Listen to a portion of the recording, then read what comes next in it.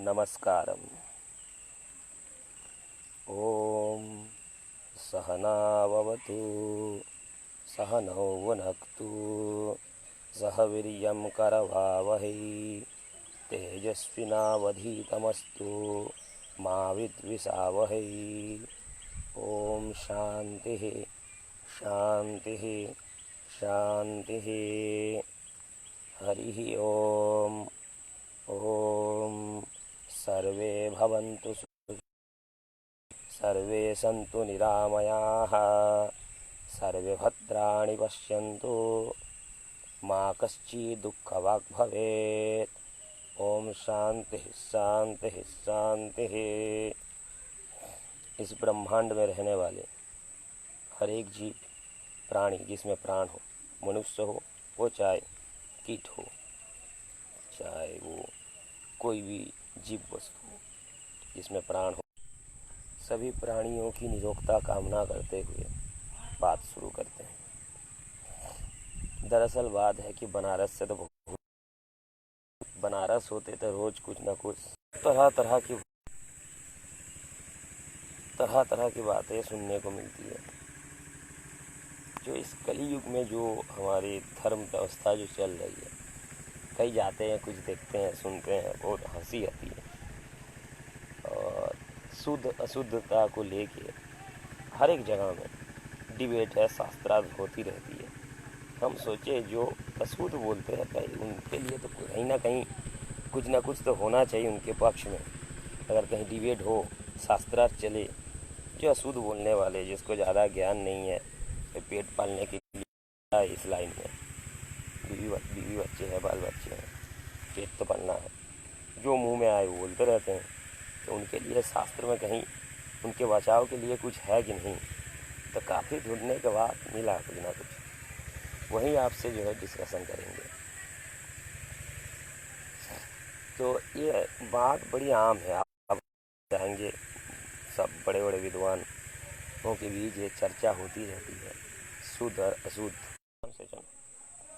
Network का काफ़ी problem है जो है, कोशिश बहुत बार करते हैं लाइव आने के लिए, हो नहीं पाता है। गांव में है तो नेटवर्क इशू होती है, फिर भी कोशिश कर रहे हैं आने के लिए, बार बार वो रिकनेक्ट लिख के आ रहा है।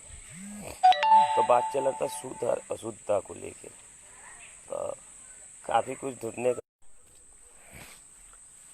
तो मन में आया जो अशुद्ध बोलते हैं, जिनको ज्ञान नहीं है, वचन विभक्ति कारक समास व्याकरण का ज्ञान नहीं है, उतर आए इस लाइन में, जो मन में आए वो बोल के चल जाते हैं। क्या उनके द्वारा किया गया पूजा होता है कि नहीं होता है, उचित है कि अनुचित है। तो एक श्लोक जो स्मृति में मिला हमें, आपको बताते हैं। जब भगवान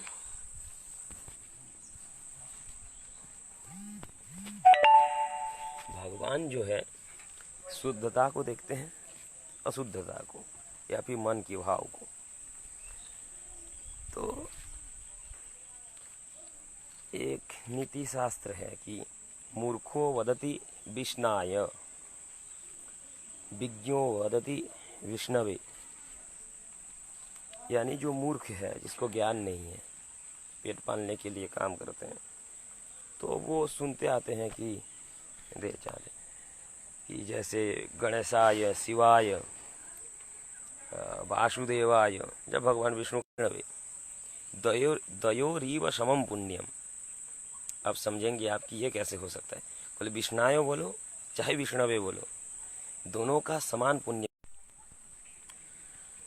तो आप विष्णाय बोलो चाहे विष्णवे बोलो, दोनों का समान पुण्य फल मिलता है।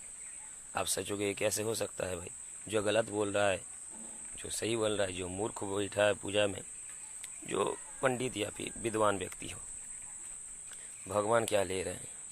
तो अगला लाइन है कि मूर्खो वदति विष्णाय विज्ञो वदति विष्णवे दयोरीव समम पुण्यम भावग्राही जनार्दन।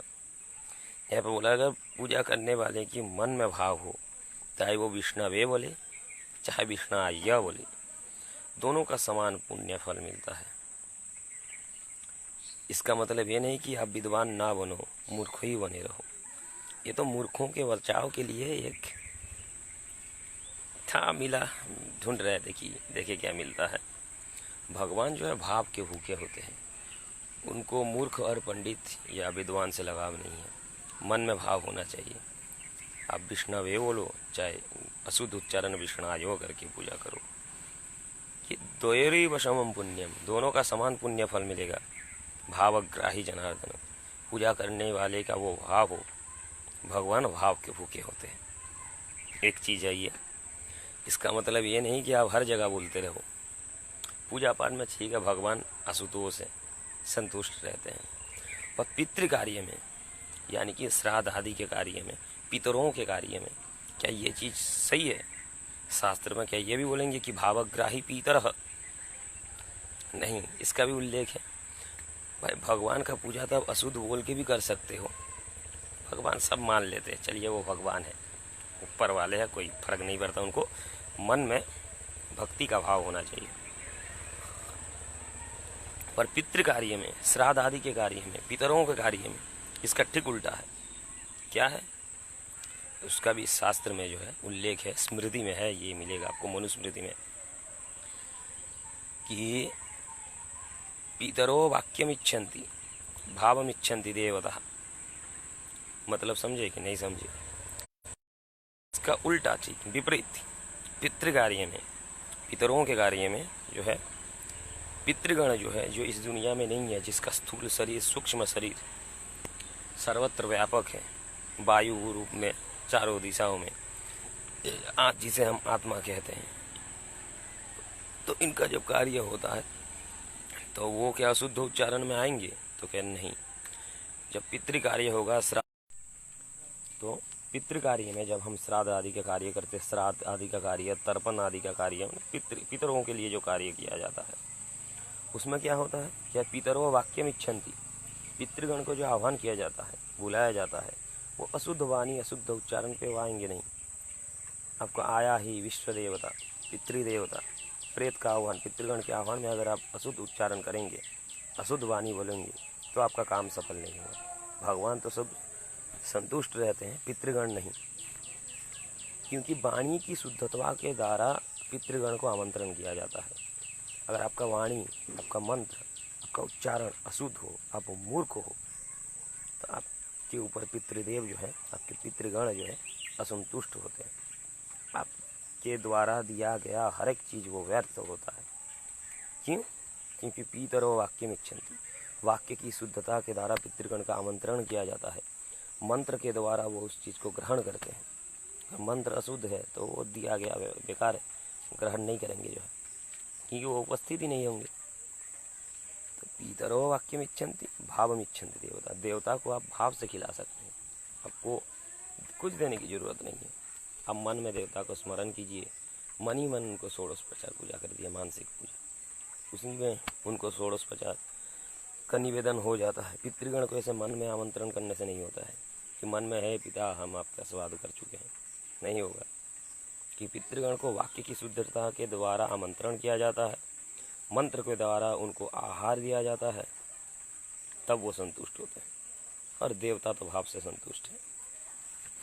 ये चीज़ है, बड़ी कठिनाई हुआ लाइव आने में। ये छत पे खड़े हैं हम अपने घर के, गांव है, नेटवर्क इशू है, इधर चारों तरफ बारिश है, बरसात का मौसम है, और बहुत ही सुंदर ये मेरा छत है। ये बिल्व वृक्ष है, बिल्व वृक्ष जो अति पुण्य है। कहा जाता है कि दर्शनम बिल्व वृक्षस्य वर्षनम पापनाशनम कोटि कन्या महादानम बिल्वपत्रम शिवार्पणम। ये जो बिल्व का वृक्ष है, इसके दर्शन मात्र से, स्पर्शन मात्र से सभी पापों से मुक्ति मिल जाती है। और एक बिल्वपत्र शिव को अर्चना करने से, शिव जी के ऊपर चढ़ाने से 1 करोड़ कन्यादान का पुण्य फल मिलता है। तो काफ़ी सौभाग्य है। इस बिल्व वृक्ष के नीचे हम बैठे हैं, छत पे ही है, यहाँ में छत के पास ही है मेरा ये बेल का पेड़। दर्शनम बिल्व वृक्षस्य वर्षनम पापनाशनम कोटि कन्या महादानम बिल्व वृक्षम बिल्वपत्रम शिवार्पणम। तो यही सब चीज़ है। बरसात में भीगते हुए लाइव आए हैं काफ़ी दिन बाद। हमें लगा कि थोड़ा बोला जाए, क्योंकि आस पास अगल बगल बनारस हो चाहे गांव हो, हर एक जगह आपको मूर्ख और विज्ञ व्यक्ति मिलते रहते हैं। तो लोगों के साथ बात करके काफ़ी कुछ सुनने को मिलता है, ये है फलाना है ढेगाना है। हमें लगा क्यों ना एक चीज़ देखा जाए, भाई मूर्खों लोगों के लिए भी कुछ है कि नहीं शास्त्र में। तो इसका मतलब ये नहीं कि आप पूजा पाठ में अशुद्ध उच्चारण करो, देवता तो प्रसन्न हो जाएंगे, पर आप पंडित के समाज में, विद्वान व्यक्ति के समाज में तब भी मूर्ख कहलाओगे अशुद्ध बोलोगे तो। एक जन के नज़र में, दो जन के नज़र में तब ठीक हो, जब 5 बड़े बड़े विद्वान के साथ एक आसन में बैठने का मौका मिलेगा, मुंह बंद हो जाएगा, खुलेगा नहीं। आपको भी पता है आप मूर्ख हो, कैसे भी करके आप अपना काम चला लेते हो। भगवान संतुष्ट हो जाएंगे, पितृगण संतुष्ट नहीं होगा, समाज संतुष्ट नहीं होगा। तो मूर्खो वदति विष्णाय, विज्ञो वदति विष्णवे, द्वयोरीव समं पुण्यम भावग्राही जनार्दन। परंतु पितरो वाक्यमिच्छन्ति भावमिच्छन्ति देवता।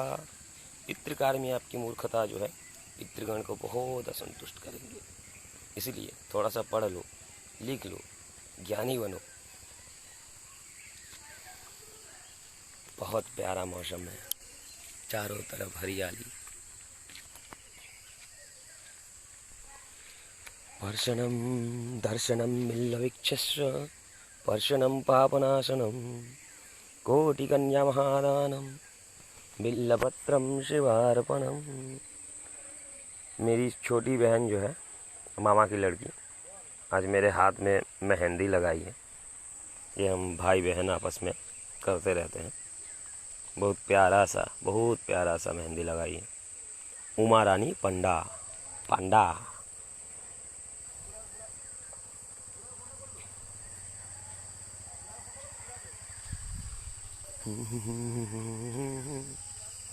बिल्लपत्रम शिवार्पणम।